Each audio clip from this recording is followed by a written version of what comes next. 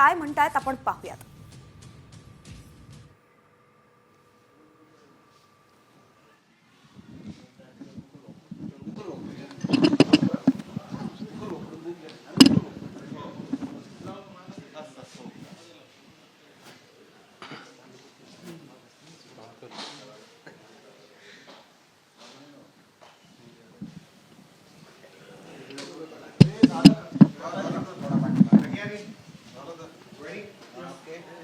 काय सांगा तुम्ही शरद पवार गटाचे नेते आहात आणि आज अजितदादा गटाचे जे भुजबळ आहेत त्यांना भेटायला आले, नक्की काय नाही नाही, असं आहे की कुठल्याही पक्षाचा जरी असलं तरी एखादी सदिच्छा भेट घेण्याचा अधिकार प्रत्येक कार्यकर्त्याला, प्रत्येक नागरिकाला असतो. ओबीसीचे नेते आहेत आमचे, ते देशाचे नेते आहेत, सर्वांनी त्यांना मान्य केलेले नेते आहे, जगमान्य आहे.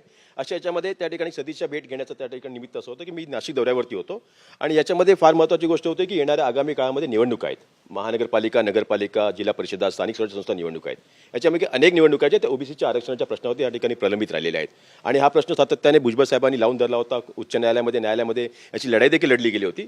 त्यामुळे येणाऱ्या आगामी निवडणुकीच्या काळामध्ये या प्रश्नाच्या संदर्भामध्ये आपण काय भूमिका घेतली गेली पाहिजे या अर्थाने एकंदरीत चर्चा करण्यासाठी आदरणीय भुजबळ साहेबांची भेट घ्यायची होती. आणि याचंच काल परवामध्ये मला लक्षात आलं की आपल्याच माध्यमातून की आदरणीय भुजबळ साहेबांना जे आहे ते मंत्री पदातून त्या ठिकाणी त्यांना डावलण्यात आलेलं आहे करून. तर मला याच्यामध्ये थोडीशी त्या ठिकाणी म्हणजे अजितदादा पवार यांनी कुठेतरी त्यांच्या म्हणजे पक्षाकडनं आम्हाला असं लक्षात आलं होतं, कळलं होतं आतून की स्वच्छंद चरित्र असलेल्या आम्ही लोकांना त्या ठिकाणी मंत्रिपदावरती आम्ही घेणार आहोत वगैरे वगैरे अशा काहीतरी बातमी करत होते आणि आतून असं सांगण्यात आलं होतं की भुजबळ